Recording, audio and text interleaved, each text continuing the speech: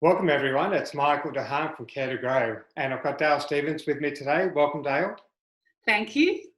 So this is a part of our Women's Empowerment series using your voice and visibility, and I reached out to Dale, I'm going to say about 8 weeks ago now.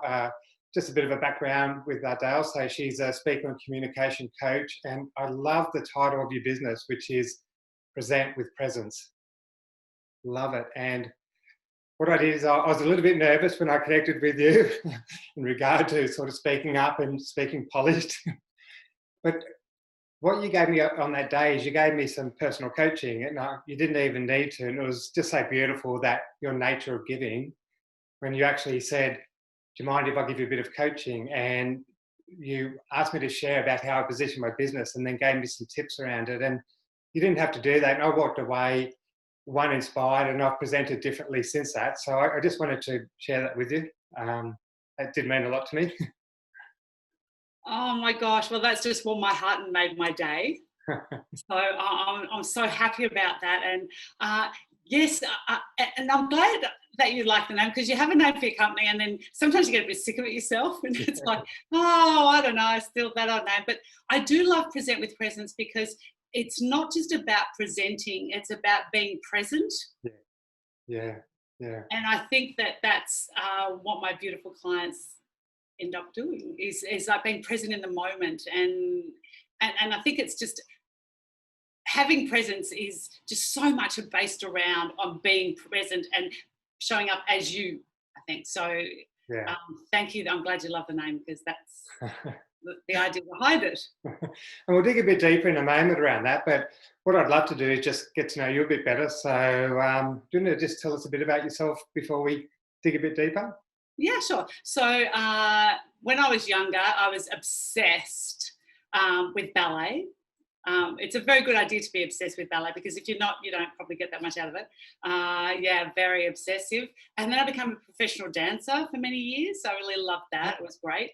And yeah, then I was a professional actor for about 20. So yeah, always in the arts and a bit arty-farty and really just very aware of how we express ourselves, you know, our bodies, and now our voices and our imagination and our emotions. And I think one of my best features is I'm a great audience. So I can really see when people are like really connecting to themselves and really being in the moment. And I think so my work now, so I'm a communication coach, and I've coached people for their TED Talks and stuff like that. And one client got 1.3, what did she get? 1.3 million views. Wow. No, 3 million views, and then $1.3 trillion moved out of tobacco investment. Wow. Congratulations. That was a worthy cause. Yes. She did most of the work, obviously. Yes. But I got over there with the TED Talk. So I'm interested in, and part of this series is voice and visibility, which would resonate with you perfectly. So I suppose, do you want to give us a bit of a share on some of the work you do, in particular with women, around being that present, being authentic, using their voice? Oh, absolutely. And often it's a lot about pitch, because if you have so what I like to think of it is that you want to be, everyone wants to be projecting authority and approachability. Yeah. And so you want to have authority, that people believe that you're capable, and approachability, likable. And if you can balance those two, then you're pretty much hitting where you should be all the time. And a lot of the time with women, they have quite high or nasal, quite light voices they're quite easily understood, and they carry quite well. But sometimes it just doesn't create the authority that they need. Yes. So I get them to use their chest voice, and it can give, not all the time necessarily, but it can give that authority, and can sometimes ground them as well. So Margaret Thatcher, she spoke, apparently, you know, if you look at her when she's very young, she spoke actually quite a high voice, and quite weak kind of voice. Like when she was quite young, she was just like, when she was a housewife, she just actually spoke quietly in a quite high voice. Yes, yeah. And then became the thundering voice that she had. So I think that's a big part. Yeah, yeah. I think it really it gives you weight, I think. And I think another thing I see anyway is with women, in a sense, not being authentic to themselves. So maybe in a male-dominated industry and showing up in a sort of a male sense when it's not their authentic self. Would you have any sort of tips or advice around that? Yeah, I think definitely be yourself, but at the same time, play around with who yourself is. Do share. Well, the thing is, you don't have to be stuck in one thing, or I'm this or I'm that, or this is my persona. I think it's really not about having a persona. It's about finding different aspects of yourself that are all genuine and authentic. So with coming from an acting background, acting isn't pretending.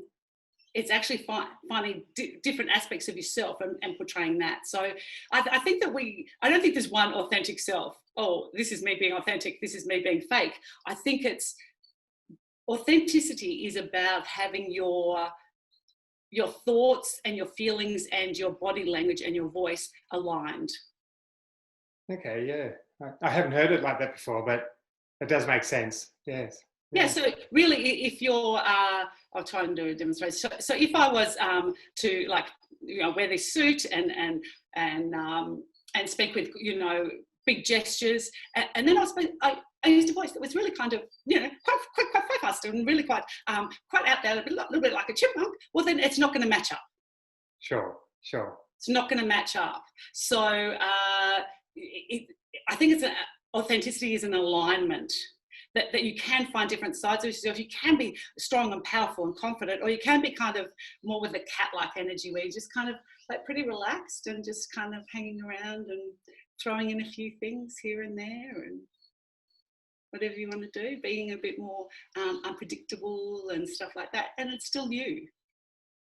Is that depending on the mood of the room, as an example? I'm referencing maybe a corporate woman going into a meeting where a lot of men are in that sort of boardroom, so to speak, and so there's a different energy, and it's how they sort of walk in there and what persona or what sort of behaviour they put out there. Well, I definitely have. I heard a story once where there was this woman who was negotiating like $1 billion deal, and apparently she just sat there very relaxed and just said, "Oh, okay, what would you like out of this? What would you like out of this?" Went round, very relaxed and calm, and then said, "So it seems that doing this would be the smart move. Everyone happy with that? Yep, great, off we go." So, wow, there's no prescribed way of doing it. So therefore, you don't have to be strong, powerful, and confident. But if you are strong, powerful, and confident, you don't have to pull it all back either. Yes. Do you know what I mean? So yeah. I mean, my aim really through my work is to give people tools to be able to experiment with. Yeah, wow. Oh, that's interesting. And I love the way you explain things. They're quite different. So I learn every day. And I'm learning again. So thank you. My pleasure. So we've got young women that are going to be watching this. So they're either just starting out in corporate or going down that pathway into some leadership roles where they've got to inspire and bring teams together. Yep. What sort of advice or guidance would you give them in regard to, I suppose, understand themselves or how to lead or, yeah? I think always be experimenting. I think that would be the biggest thing. And let the knowledge get into your body, because we read a lot of things, this idea, that idea, this idea, that idea, but we don't actually change our behaviour. So you want to be experimenting with your body, with your voice, with your and your imagination, because people get inspired usually through metaphors, and first you have to inspire yourself. Yeah. If you are inspired, you'll be inspiring. And also, if you find inspiration in everyone, then you will, that will translate as well. So you find inspiration in everyone, you inspire yourself by what you read and watch, and then you experiment with how you focus on the audience. And if they're not inspired, try something else. Trial and error. heaps of trial and error where you just, so that you're always being flexible and adaptable and learning new things, and be prepared to let go of things. And probably the last thing I'd say is don't worry about status. Yes. Yeah. Because you can't really be, you've got to drop your ego, and the ego and status doesn't really fit well together. So the genius people I've met in my life. So I met Marcel Marceau, I had dinner with him, Mikhail Baryshnikov. Incredibly humble. Yeah. It's almost a sign of when I see someone who's a genius, is that that's the quality I see in them. They're just interested in what other people are doing and inspiring and encouraging other people. So don't worry about status at all. Yeah, great tip. And a message I got is find inspiration in everyone. And that so resonated with me, because a lot of times male leaders, as an example, will go around a room and see weakness and then just move on to the next person or not value their input. Where what you just shared with me is really bring out their input. They've probably got something great to say. It's just that they don't feel comfortable, and to have that skill set to draw that out, but do it in a way that you do sort of treasure what they're going to say. 100%, that's exactly it. So you just hunt for the gold. Just hunt for the gold. That's it. I mean, I think it was Andrew Carnegie back whenever in the dark ages. No, it wasn't that bad. But it was a long time ago. And what he used to do, his company, he created more millionaires than any other company at that time, exponentially more. And what he said that's what he'd do. He would dig for the gold in people. Yes. So we've all got a lot of dirt all over us, but everyone's got gold. And so you're just digging for that gold. So they will, if you start focusing on that, I mean, I find that when I meet people, they tend to tell me really interesting things. Really interesting things, almost straight away. But on some sense, they know that that's what I'm looking for. I don't know. Yeah. Because I am. Yeah. I'm deeply interested in them. And so they tell me very interesting things. I'm assuming you ask great questions, but... Not necessarily, not even that. Oh. Not even that. I rocked up to this thing once, and the CEO of the organisation, he was there first and I was there first, and I just said what I did. And that was it. And he said, oh, well, when I was a little boy, I remember being on stage, this experience when he was a little boy. Yes. So I didn't even ask any questions. If that's what you're looking for, people can tell, and they'll tell you stuff. Yeah. Wow. On your LinkedIn site, I did stalk you. That's your job. If you're going to interview someone, as you do. But what a strong message is changing the game of how elite leaders communicate, and that would be men and women. And I'd be interested to see whether there's a bit of a difference between that great communication style between men and women. I'd be really interested to pick your brain on that. Yeah, absolutely. Look, there are tendencies that are big, broad strokes. You're probably trying to empower women and empathise men. You're probably trying to build women's voices up and quieten men's down a bit. But another thing with men is, not with your good self, is that they have a tendency to have a very monotone, can get into a monotone thing, which is no good for them. And once you get that moving and coming from the heart, I worked with an accountant, a very, very, very typical accountant one day. And the way he did his speech initially was exactly like that, was absolutely monotone, nothing was going on. Yeah. And after I worked with him, he was, quite frankly, poetic.